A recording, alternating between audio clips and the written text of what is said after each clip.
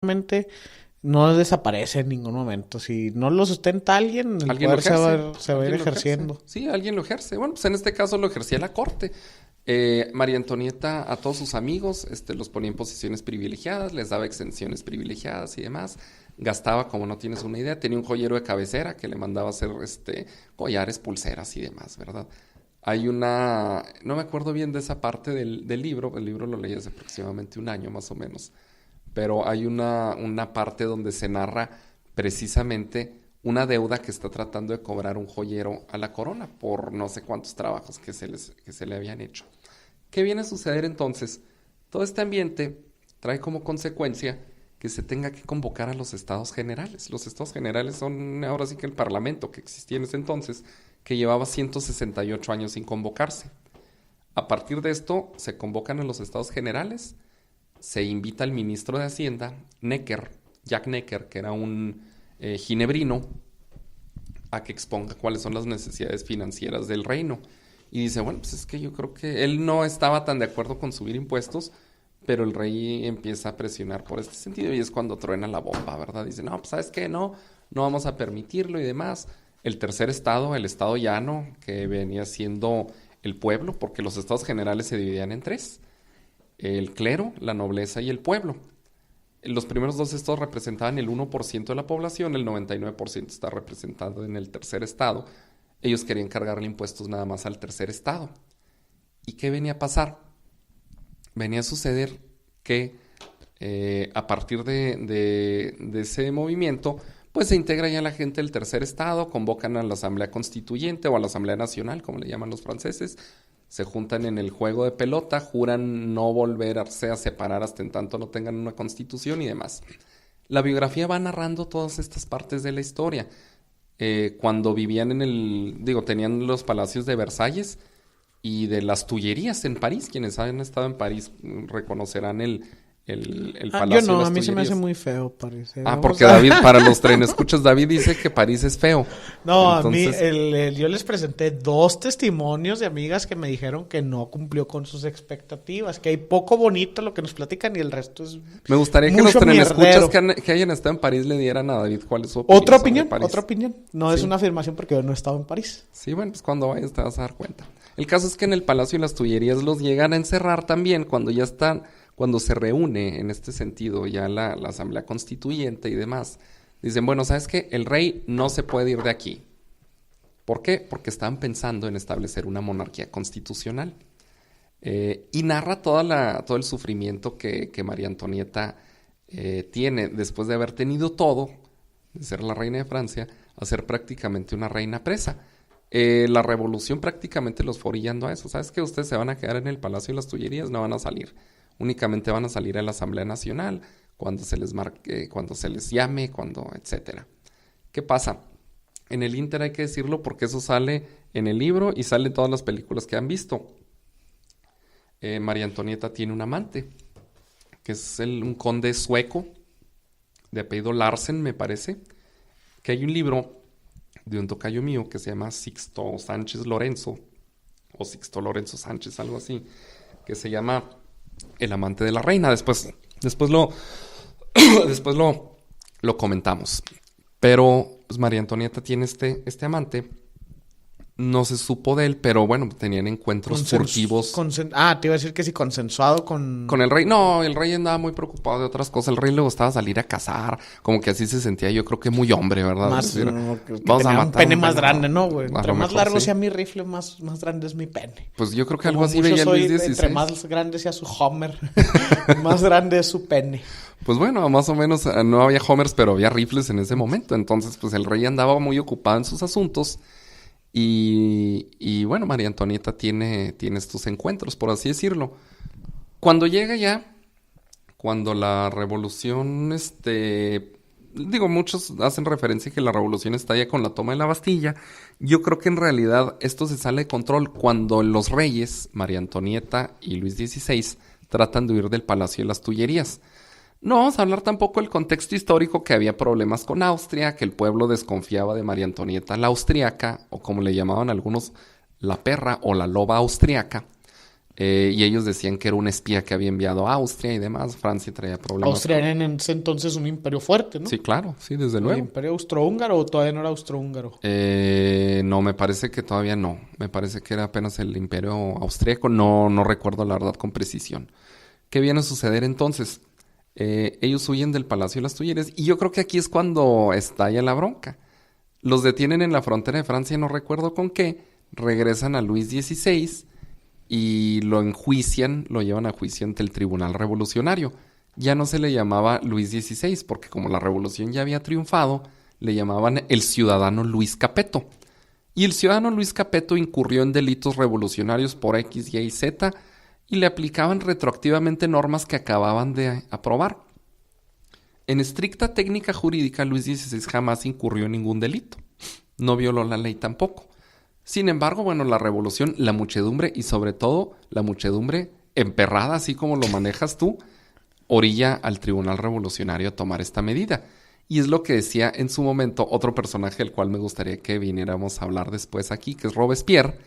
Robespierre hablaba sobre que, bueno, la justicia la impartían los jueces, evidentemente, pero cuando el pueblo en su infinita sabiduría se expresaba, cabrón. entonces esa era la justicia más divina Andrés que pudiera Manuel haber. Robespierrelovich. ¿Haz de cuenta? Una cosa así.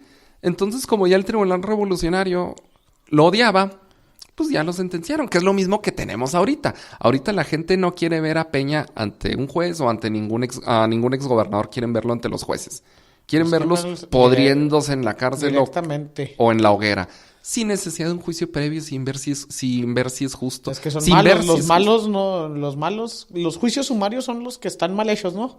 Sí, no, los Entonces, juicios populares en términos generales. Bueno, son pues los para los malos son juicios sumarios y para los buenos al detalle hay que llevar cada una de las cosas. Exactamente. Entonces, como aquí ¿Cómo ya van eran a malos, desaforar a los buenos? pues exactamente. ¿Y qué sucede aquí? Pues a Luis XVI le quitan sus problemas de migraña. Y es lo que viene a pasar. Le cortan la cabeza. ¿Y qué pasa después? Un año después llevan a María Antonieta también a un juzgado. También la llevan al Tribunal Revolucionario. Y ahí, como no había gran prueba porque oficialmente quien ejercía el poder era Luis XVI, ella le inventan una serie de cuestiones que han pasado la historia desde una óptica procesal para los abogados, como las peores violaciones procesales que se hayan dado. Al niño de ellos, al Delfín, por así decirlo, quien después fue Luis XVII, que le sacaron el corazón, está en la Catedral de Saint-Denis, en París también. ¿El corazón? El corazón a un niño, sí, murió y le sacaron el corazón, alguien se quedó con él y está en una cripta en París. A este niño, a Luis XVII, o quien hubiera sido Luis XVII, o que llegó a ser Luis XVII unos pocos días, tenía 6 o 7 años de edad, y lo llevan en el Tribunal Revolucionario a testificar. Oye, ¿tu mamá qué te decía? No, mi mamá y mi tía me tocaban de chiquito mis partes y demás. Es decir, lo asustaron entre todos y el niño lo hicieron testificar en contra de su madre. Dice Stefan Zweig, no hay otro testimonio que María Antonieta hubiera incurrido en prácticas incestuosas. Dice, eso no es cierto, dice. Sin embargo, bueno, la revolución, para que sirva de ejemplo también a lo que puede pasar en el país. Es La decir, sociedad no aprende. Cada generación empezamos de cero en un chingo de cosas, güey. pues sí, desafortunadamente sí, porque como dicen, quien no lee su historia, pues entonces no. Está condenado a repetirla. Bueno, pues ya estás diciendo tú lo de Pablo Escobar, pero no. ¿No se dice así? No, pues yo creo que sí, pero no lo sabía. El caso es que a María Antonieta, te digo, la sentencian a través de esa cuestión, ese es uno de los temas, y la encierran en la concierge, que es o la conserjería, o no sé cómo se le llame, que es un edificio que está a un lado del Palacio de Justicia en París, precisamente. Ese es un museo donde se muestra también dónde estuvo María Antonieta en los últimos días de su vida, y el autor narra también las últimas horas de María Antonieta. Le escribe una carta muy bonita a sus hijos, se despide prácticamente de su familia. Recuerdo que Austria trata de intervenir para salvarla, pero la revolución ya estaba fuera de control, no podían detenerlo, y bueno, van y le cortan la cabeza en la Plaza de la Concordia. Se narra también ahí, y eso es algo que en todos lados han replicado, que cuando la van a llevar ya al patíbulo, sin querer golpea a su verdugo con la pierna o choca con él. Usted disculpe, señor, le dice. Es decir, una mujer ya muy humilde, muy sencilla, nada que ver con la mujer que había detentado todo el poder en su momento en Francia. Y al final, cuando se entera precisamente el conde Larsen, que te decía, de Suecia, que había sido su amante, da una frase que a mí se me hizo muy bonita en su momento, que la repiten en algunos otros lados también, que dice, le escribe a su hermana, la hermana del conde, ¿verdad? Su hermana de él, como diría la gente, que era creo que su confidente y sabía más o menos cuál era su amaciato. Y dice, bueno, aquella por quien yo vivía, aquella por quien hubiera dado 1000 vidas, no existe más. Y este cuate pues se da la perdición, ¿verdad? Pero ya hablaremos después de él. El libro, ¿qué me deja a mí? Porque siempre lo preguntas. Te lo pregunto, ya, qué bueno que te me adelantas. ¿Qué me deja a mí? Me deja la historia de una mujer que no eligió su destino. O sea, ella se casó porque era un acuerdo finalmente entre las coronas, entre la casa de los Habsburgo y estos cuates, no sé si sean los Borbón o... La verdad es que yo no sigo mucho la historia de... Las coronas. De las coronas, las casas reales y demás. Finalmente yo soy un republicano, no partido republicano, no, un defensor de la república. Eres del Partido Republicano Institucional. Pero pasa en este caso que sí, esta mujer, ella no decidió su destino, ella la casan con el rey de Francia, o con quien iba a ser el rey de Francia. Ella fue víctima de los excesos, de la falta de educación, no de la educación como la conocemos tal, sino de los límites. Es decir, imagínate unos muchachos de 16, 17 años reinando, gobernando, tomando decisiones de esa naturaleza, pues cualquiera se vuelve loco. Bueno, con el nivel de preparación que tenían, a lo mejor ya estaban más capacitados que varios güeyes que aquí están un poco más viejos, inmaduros, pero no tan maduros. Pero eran inmaduros por la edad, finalmente, pues la naturaleza es la naturaleza. Ella no eligió su destino, ella fue... El córtex prefrontal, que es el que se desarrolla para que usted madure. Pues ese es biológico y se termina de desarrollar más o menos a los 21 años. Por eso los gringos tienen la mayoría de edad hasta los 21 años. Pues viene a pasar este tema con ellos y te digo, desafortunadamente, pues ella enfrenta ese destino. ¿Y qué otra cosa me deja también? O sea, sin duda es el evento político más importante de la historia, pero también qué viene a suceder aquí. Las cosas cómo pueden llegar a cambiar cuando la gente está verdaderamente molesta. La turba es irracional, la turba no es reflexiva, la turba lo que quiere es sangre. Y eso fue lo que pasó en la revolución.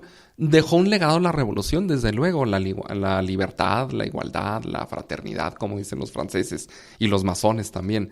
Pero sí, la revolución francesa viene y nos deja todo ese legado. Pero si lo ves desde una óptica personal para ellos o humanista, es muy grave lo que les sucedió. Es decir, todo el aparato, toda la sociedad se te echa encima y prácticamente hicieron canibalismo con ellos, en pocas palabras. Oye, pues es importante ir controlando las narrativas, güey, porque aunque los hechos puedan ser chingones, que yo creo que en este sexenio ha habido cosas muy rescatables, la narrativa no ha estado a favor del gobierno desde que empezó, yo creo, el sexenio, y eso ha ocasionado que hoy no se reconozca nada, güey. Sí, así y que es. Lo que se tenga es una sed de sangre muy grande. Sí, o sea, si tú ves, digo, otro día podemos hablar de ese tema nada más también, que es muy amplio, pero el gobierno de Peña, y sí, tírenme tomatazos los escuchan si quieren, el gobierno de Peña sí ha tenido muchos errores, sin duda, pero ha tenido muchos aciertos también. De eso no se habla, evidentemente, ¿verdad? No, pues porque creemos, bueno no como dices tú. Sí, porque como dices tú, o sea, pues pensamos prácticamente que esto era un paraíso hasta 2012, que llegaron a desgraciarnos nuestras vidas. Entonces sí. O sea, vivíamos en Suiza y luego llegó Peña y ya vivimos. Yo creo que más bien ha sido como porque no, la gente creo que está consciente de que con Calderón, o sea, muy poquitos han de decir, estábamos bien con Calderón y ahorita estamos mal con Peña. Yo diría más bien que hay esa sensación de les dimos chance porque creíamos que ustedes iban a resolver esto de la inseguridad y ni eso, y luego encima nos robaron todo, hijos de su pinche madre, ya no creemos en nadie y en nada. O sea, yo lo veo más así porque no, si hubieran creído que estábamos en Suiza, güey, no... Hubieran votado por Margarita, güey. Ahorita estaría Margarita empoderada y no López. Eso es cierto. Sí. Oye, pero déjame te hago una petición, amigo. Ahorita tienes 10 minutos para hablar de lo del fuero, güey, en otro audio. Porque Bueno, pues ya ando muy apurado de tiempo, pero A ver, vamos pues. Bueno, ahorita entonces, con esto cerramos ya lo de... Con esto cerramos el libro de María Antonieta. Se lo